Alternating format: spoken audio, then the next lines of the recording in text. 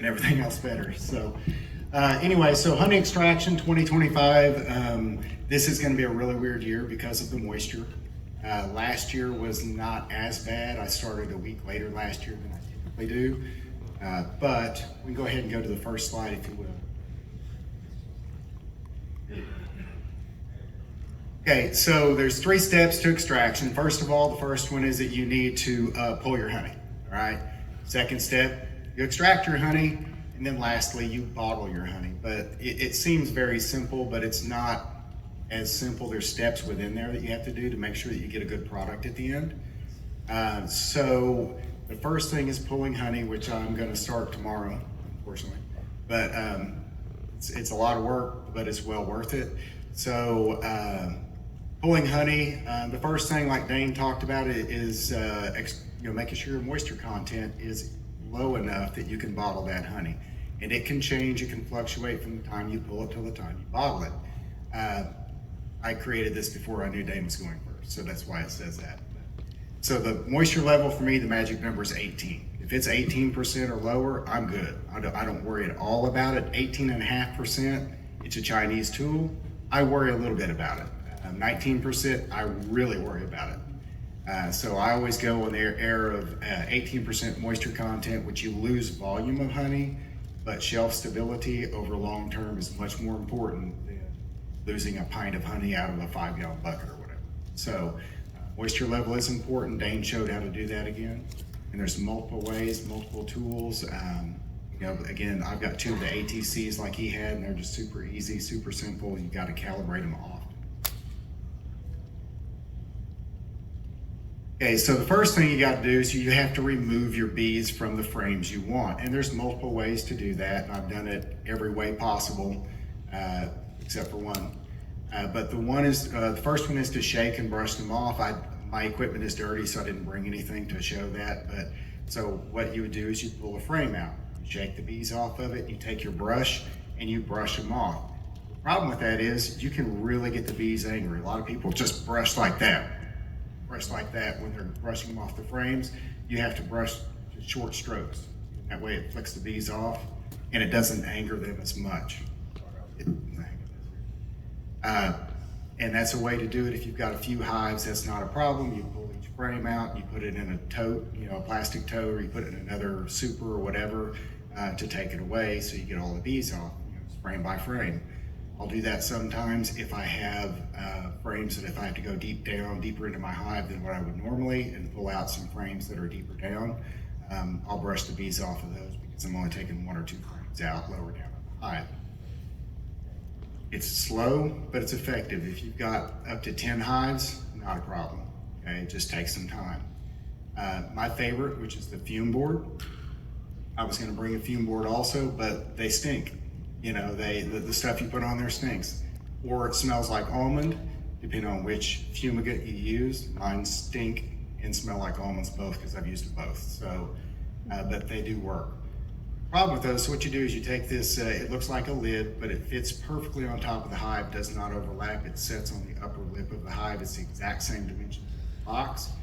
It will either have a metal lid with a felt inside of it, or it will have a corrugated plastic lid that's usually black, and it will have felt inside of that. So you spray your fumigant on there, place that on top of your hive. The fumes, which are non-toxic, will drive the bees out. They just don't like them. And so you have to have sunlight to make that work though, because the sunlight getting that metal or that plastic hot is what releases the fumes and drives down, and it takes a little bit of time. So I usually run 4 to 6 fume boards. So I'll go from hive to hive to hive, and by the time I've got the 6th one done, I can go back and check the other one, the first one, and it's usually ready. So I just run through and smoke the bees down, put the fume boards on, but it has to be sunny. Overcast day, it will work, but it takes a lot longer. I've got some hives that are in the shade after about 11 a.m. I have to pull those early in the morning when I still have sun, or it will just take forever. So put the fumigant on there, put the fume board on, then I'll line 6 of them up, go back, and I'll pull the first super off, and then I'll drop it down to the next super, go through there, and I'll put them on a trailer and get them covered up so the bees don't rob them out. This is great for full supers, or if you're taking it, from above a queen excluder. It is not good if you're just pulling a few frames out of, you've got brood in the middle and all that, because you drive all the bees out, and you still have to dig through there. By the time you dig through to find the frames you want, the bees have moved back up anyway. So you're better off just pulling them out, shaking and brushing frame by frame on that situation.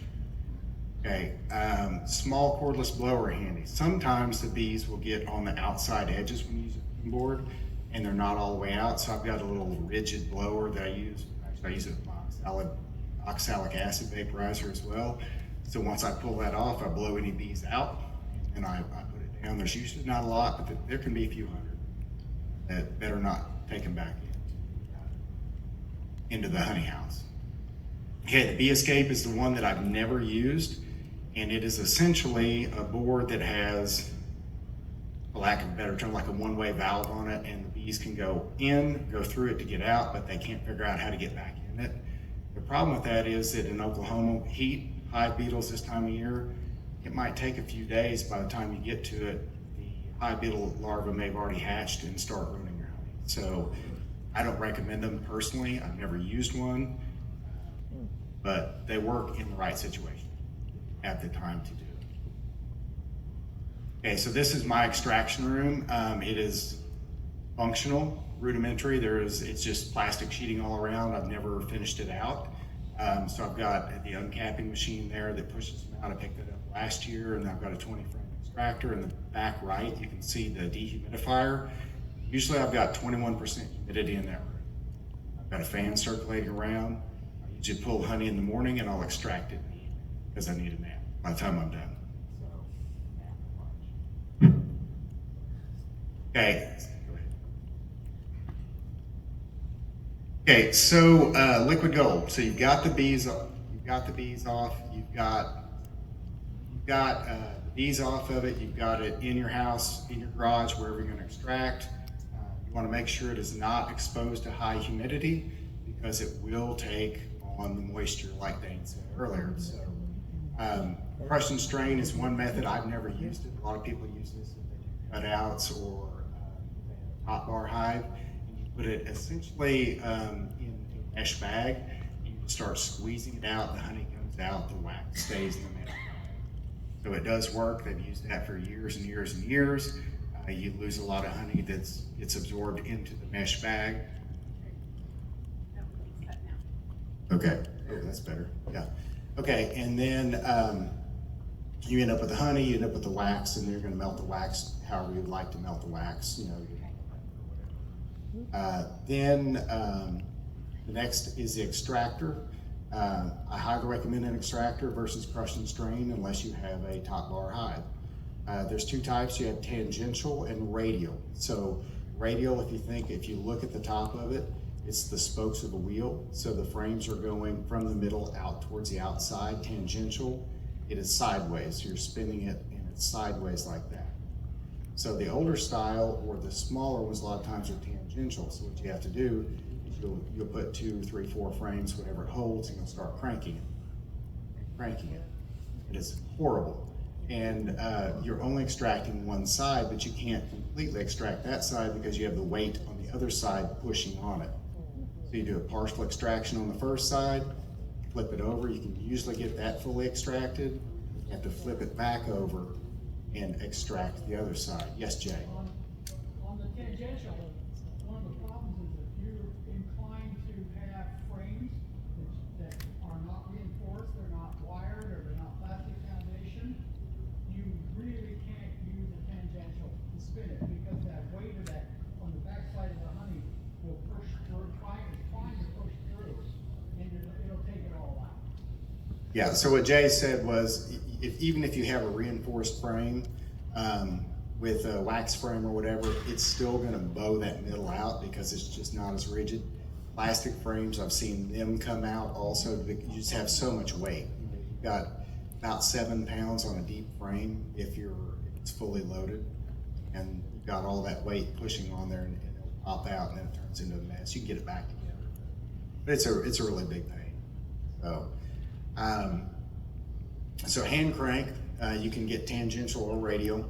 But you're gonna pack a lunch. I mean, I remember the first time I ever extracted, and I started at 9 o'clock at night with a buddy of mine in Hominy, and finished as the sun was coming up. I was driving home, and I had 10 boxes, and I was so sore for weeks. And I had an electric extractor the next year. I was never so anyway, so pack a lunch if you're gonna do that.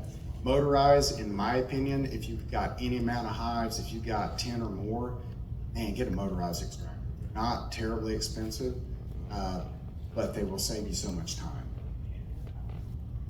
It's just much easier in the long run, more efficient. You can crank them up. You start slow and then just slowly crank them up, and you can get much more honey out of them than you can by cranking them. And so this picture right here was, it's probably about 2 years old. I don't use that same setup anymore. But that was the first extraction that year. And so I was making sure all the equipment worked and all that. And then so the honey poured in. In that case, I'm running it through a double sieve. So it's got a coarse sieve on top, it's got the fine sieve on bottom. I have 6 or 8 of those, I think it's 6, and I have to change them out every pretty often. By the end of extraction each day, I have to wash those out because they've got so much wax caked up in them. Pull it out and scrape it out. They've just got to be completely washed. So one method there. So once you've extracted the honey, all right, so you've got these boxes, they're sticky, you've got these frames. What do you do with them? Anybody? What do you do with your frames after you've extracted?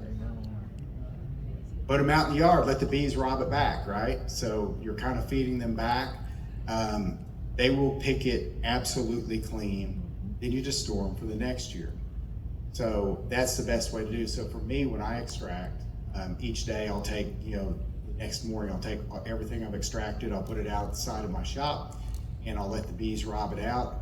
The last place that I harvest honey is at my house, because anything they get goes into those hives and I get it back. So that's the most efficient for me. And then I've got all this clean equipment. My bees at the house are fed, so I don't have to worry about feeding them yet.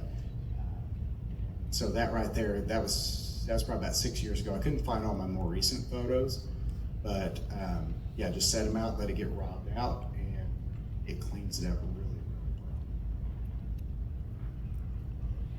well. Okay, bottling and storing honey. This is the last step. Again, you have to make certain that you're 18% or less humidity or moisture in the honey. Dane already talked about that. So the question was, if it's not 18%, what are you gonna do? Malcolm? Oh, where'd you go? There you are. Well, I do this to all mine anyway. I bring them in, I check them in the filter before I bring them in. I'm most of the running at 18% right now. That's the other day. So when I bring mine in, I have a room that's a small room. I have 2 dehumidifiers in there. And I have rollers. I put the drip pan on the drip pan, but I put 2x4s on each one of them. So there's a space. And I stack my supers up, and I have a square fan that I put on every one of them. And then I leave them for the night, and it'll draw it down usually 1 to 2% overnight. Are we under the question session now? But what I I learned guess. years ago was like, Do you wanna I was leave? gonna say earlier, was like, Dane was Yeah, I talking don't think about I how learned somebody's anything. putting a stirrer in there trying to stir the honey. The Well, dehydration, I'd like to usually hook up a little more on that. Usually don't have that problem, but before I did that, I had somewhere We've been really lucky. 18%, somewhere 19, somewhere 16. I'm like, oh, it'll go after It's that. wet. Well, it didn't. When I got It's got me concerned. that bucket, I always check mine in the bucket too, and I was sitting at 19. Oh, well. There's a trick. You're in a small room. So far, You gotta I always check. check the Now, you know last. that there's a filter, those plastic filters that you have for your buckets. 1 in that 10. make it stand, it'll raise Yeah. it up. And if 10 is like the majority, You can find you a table, it's 3/4. set your bucket there, I'll say it's and cut. use one of those, Honey gate. a honey gate bucket, put your honey up there. And then below it, you wanna put a bucket, with that filter on the stand. You wanna give that honey just dripping so slow that it'll stop a couple times like a thread. You put a small fan that's just kind of barely blowing it like this, okay? So now you're putting that air, moving it right on the honey. Plus, when it hits filter, you got a surface there that's open, that it's gonna get that top surface, and then underneath it, it's going so slow, it's just little driplets, and so it's falling, and so once again, the air is hitting it, because you got the fan on, you will pull it down 3% overnight. And so if you get a bucket that's too high, you put that in a small room, that you better find like your bathroom, if you just got a little house or something, you're doing everything, and you get that, you can pull down a whole bucket overnight. So Malcolm did touch on, and that's one of the things, the key things is surface area. So I've always done, I test at the beginning, middle, and end of the bucket. So I test 3 times as it's coming out into the bucket to make sure, then I'll average those 3 numbers out and call that the bucket. Okay, sometimes it's usually wetter at the beginning because the wet honey spins out faster, and it's drier at the end, and the middle is kind of right in the middle usually. It's in the middle. But anyway, so I've done the same thing without the bucket stand. So what I've found is with 21% humidity in that room, I can run bucket to bucket, and I'll use the honey gate, and it's just angel hair pasta thickness going from one to the other, and it takes about 8 to 10 hours for it to run from one bucket to the other. I usually lose 1% by doing that. So if I've got really wet honey, I've got to do it twice. It's always better to do it before you harvest it, because then I'm out 2 days, 1 to 2 days of that in my way, and also dripping. You end up with 4, 5, 6 buckets. It's so much hassle to do. So, but I'm sorry. Go ahead.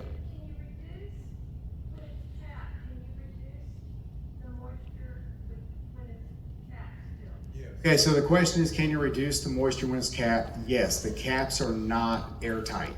So it will absorb and it will lose, but surface area. Right, when I Yeah. stack my buckets up, I used to post it on the Obi every year when I was doing it, and the wind's blowing down through there, I'm taking the air, but I have 2 dehumidifiers in there, and usually, like when I started, I had a dehumidifier in there with a with a gauge in there, and it might be 87% that morning when I turn everything on, but that evening, when I go in there, it's down to 30% in that room, and so that air is blowing around and going there, and I just leave it overnight. Yeah, you can do it. For me, it's much quicker to do it if it's uncapped, but I usually let my super set in that room with fan blowing and circulating 21%, usually 5 hours. If it's wetter, I'll let it go overnight and extract the next morning. Yeah, Jay? One thing you haven't touched yet is between your first step of pulling the honey to extracting, how fast does that have to be done? Oh yeah, I did not cover that. Okay, so once you pull your honey off you've got 3 days before hive beetle larvae are gonna start emerging, hatching, taking over your hives. I try to do it the same day. Worst case scenario, the next day. And I never pull more than I can get extracted in one evening or by the next day, 24 hours. So.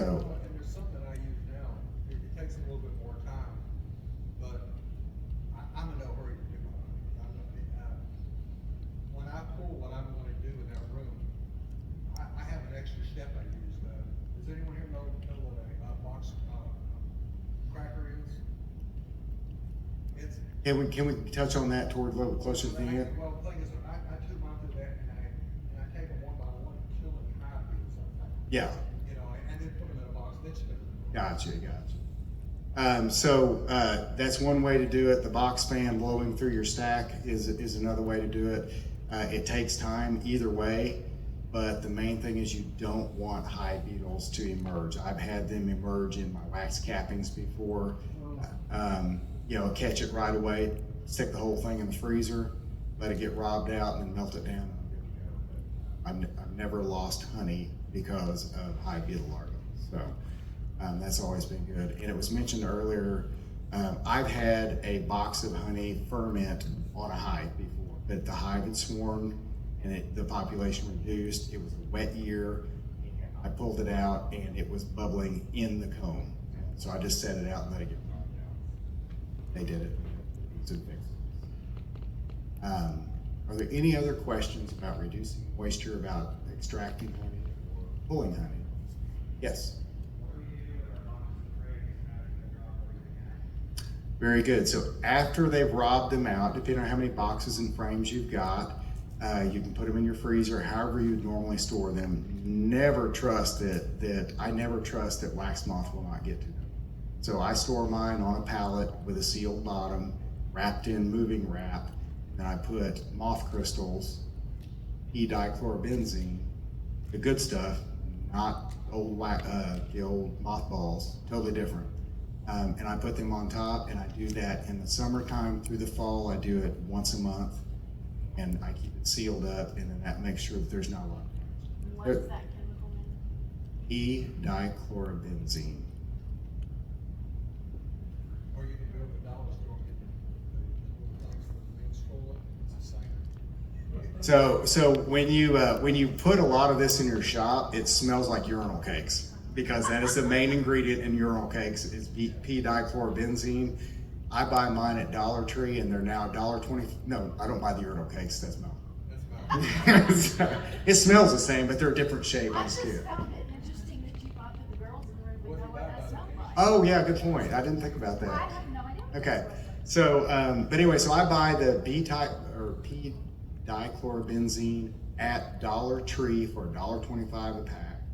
When I go in, I buy everything that they've got, and that's the only reason why they keep it in stock, because you know, do it 2-3 times a year. Just buy 50-60 bags of it. Add that. Repeat that process. You seal the bottom. Okay, so to repeat the process, I put them on a pallet that is a solid board, not a regular slatted pallet. Wrap them in shrink wrap like you would get at Lowe's Home Depot. Wrap them to the top, and I put a paper plate or a paper towel, and I put open one bag on each stack. So my pallets have 6 stacks on them, and they're usually 8 high.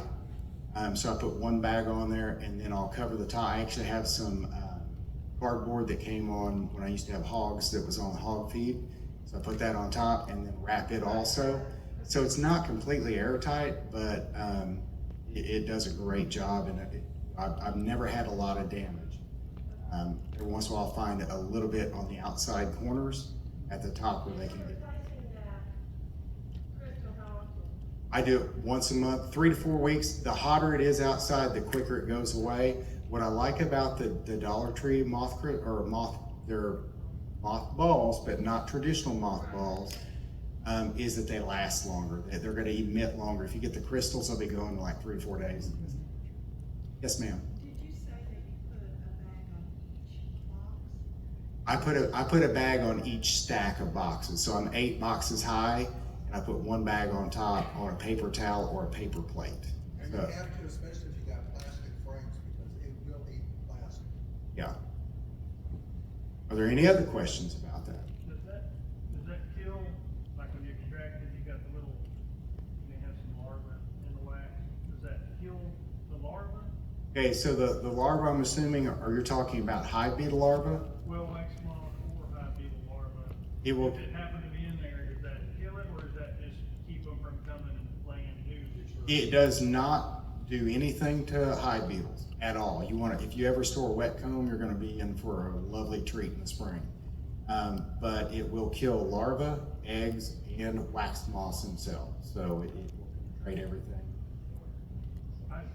We've just done this a few years now, and we're getting enough where it's kind of a pain to do this, but I've extracted and I'll set it out, bees will rob them out, and then I'll rotate them to a freezer, and I'll keep them in the freezer for like 3 days each. Mhm. Then I'll pull them out, and I'll stack them up and do the moth crystals, but I sure would like to. You can I'd like to eliminate pass the freezer step. Yeah, you can eliminate the freezer step and just put your moth crystals on there. One bag will do, I don't know, look on the bed, like 10 cubic feet or something, but I figured out it's like 8 deep boxes is whatever Okay.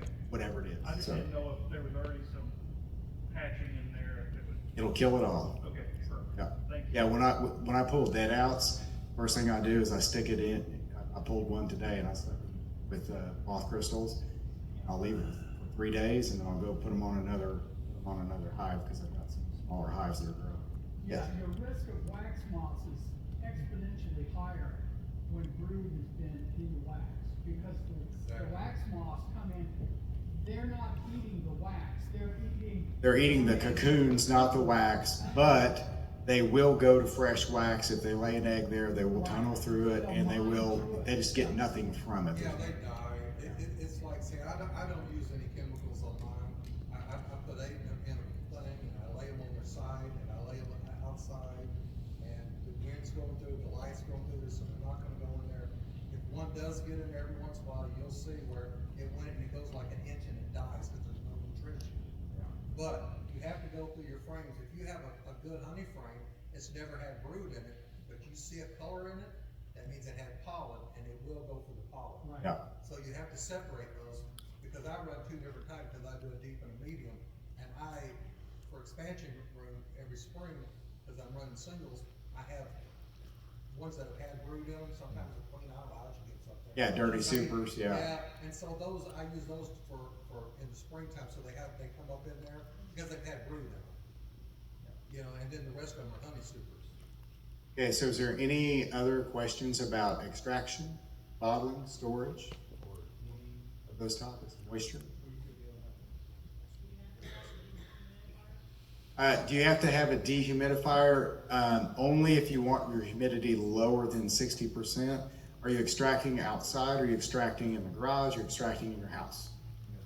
Your house is naturally going to be this time of year probably 40%. So you'll be fine, but you can't lower the moisture. I use it because I want to make sure it doesn't absorb moisture when I've got those in my shop. What's the time for inspection? What's what? What's the time for inspection? Okay, good question. When do you extract? And that depends on moisture content. I'm gonna start tomorrow and it's a crapshoot. I'm not gonna test. I'm gonna pull the supers and I might be running them through buckets to dehydrate them tomorrow night. So, but I need to make sure all my equipment is functioning and my pump and all that. So I wanna make sure everything is good before I pull a big yard and then get stuck with lots of supers in my shop that I can't do anything with. One year I had a motor go out on my extractor and Dane saved me. Can you look at it and say it's ready or not, or just need to check it? The question is, can you look at it and say, is it ready or not? Yes and no. If it's capped, you would think it's ready, but it's not always ready to our standards. The bees thought it was ready, but our standard is 18% or 18.5. I do 18%. So you run a risk of it fermenting. Brad, Yes. I think the notion that the bees cap it when they think it's ready, you ought to think a little differently. They cap it when they've done all they can do. Oh. Very And, good. and it may be fairly high, but the conditions, the heat and humidity conditions are such, they just can't get it any drier. Cap it and move on. And that's what I believe they do. Now, I don't have a textbook for that. That's a fantastic perspective. So if you didn't hear, Bob said, basically they might cap it like, I can't do any more, I'm done, and so they cap it off because they've done all they could in the conditions that are there. And I never thought about it like that, but that is very true. And Malcolm made a point several months ago that just because it's not capped doesn't mean it's not ready either, because they may not waste the resources to cap it. Last year, I harvested boxes of uncapped honey that was sitting at 16%. Yeah, what happens this time of year, once the flow quits, Yep. they just kind of lose their Yeah. get up and go. It's kind of like, this is the time of year that I get a bunch of phone calls. My queen's dead, and she's not. I don't have no eggs, because they're cannibalizing them, because the bees work as a unit, and they know there's nothing out there. So she's still laying, and they're running behind her and cannibalizing them because they don't want to spend the resources to maintain them until later when they know they have to have winter bees. And, Yeah. and at the same time, they use that same principle. They're not going to waste the resources to cap.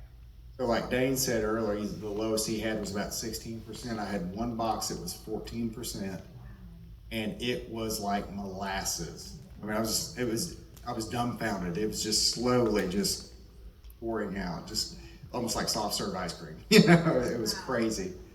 As the number of bees begin to drop off, your brood production goes down.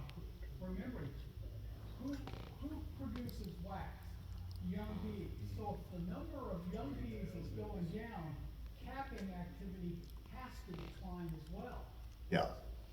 Yeah, so what Jay said was that, this time of year, typically, and I've got I've got some boxes or some hives that blew up in the last 2 weeks. But you're getting less young bees because there's typically less nectar, they're raising less bees, there's less food. So your young bees that make the wax are getting less and less, and then they're that, 10 to 14, 15 days. Once they're gone, there's no wax being drawn. Not even, it's just not possible really. So, but I've got a lot of fresh wax also in some of my smaller hives that are growing really well. So, and also I want to, yes, sir. I kinda got two questions, but it's all about the same. How long can we wait? Because They're gonna I've start always eating. heard you want to get your honey off before this bitterweed or whatever you call it, and it's starting to bloom. And also I've heard that the varroa mites are high this year. And can you let your hive keep going when the numbers are dropping, the varroa mite numbers are going up, you're gonna lose your hive in the fall. I was actually just going to touch on that, but that's great. So yeah, so it is a delicate balance. I've gone back. I had a yard up near Ramona one time, and it wasn't quite ready. Then I went back a week later, and it was all gone. They ate it all. And so you run that risk of them eating it. You run the risk of getting this late summer crops, bitter weed, and whatever that will really change the flavor of your honey, and that can be bad. You also need to treat for mites. I start treating the day I pull honey off. I'm treating before I put the lid back on. So I'm doing that, and then I go back and I feed the next day to make sure that they've got it, because I'm taking all their honey or most of it. So I want to make sure that they're treated, and then I don't have to come back for another week, and that they'll be fed when I get back. So it's a two-pronged. You can only wait so long because of varroa mites, and also if you want the honey, they're going to eat it. If they don't eat it, they may top it off with some bitter honey that gives them bad flavor. Any other questions? Oh, What are you treating with? I use oxalic acid mostly, and then I also use Amatraz. And I typically alternate, and if I'm using Amatraz, I still go back and I treat 3 treatments of oxalic afterwards, because I want to make sure that if there is anything left, I want to kill it. So have you been testing, and have you noticed any Amatraz resistance? I don't test because I don't have the time. It's not worth it to me. It's a risk I take, but that's why I follow up with the oxalic acid after I've done the Amatraz. And I use oxalic acid is a mechanical action. It's not a chemical action on the mites. So it's not, they're not going to get resistance to it. So I follow up. It burns their feet, they fall off, and they can't feed. Yeah. And the new scientific, they finally got it approved. It's 4 grams per box is all that works, and you got to do it every 5 days for 5 weeks. That doesn't mean 5 days, wait 2 days and go. It's got to be every 5 days, and you can't stagger it. And they found that actually worked, and will give you a 95% kill, but you have to do 4 grams per box. And you can't use one of those little wands because it doesn't shoot it up in there and spread it, because you want those crystals everywhere. And that came from the Florida Bee Lab, the Georgia Bee Lab, the Baton Rouge Bee Lab, all of them worked together, and they got the FDA to change it this year. Good deal. Any other questions? And you can use it with your honey super zone. Because oxalic acid is in your food. Jay, do you have a question? No, I'm just. All right. Ready to wrap it up?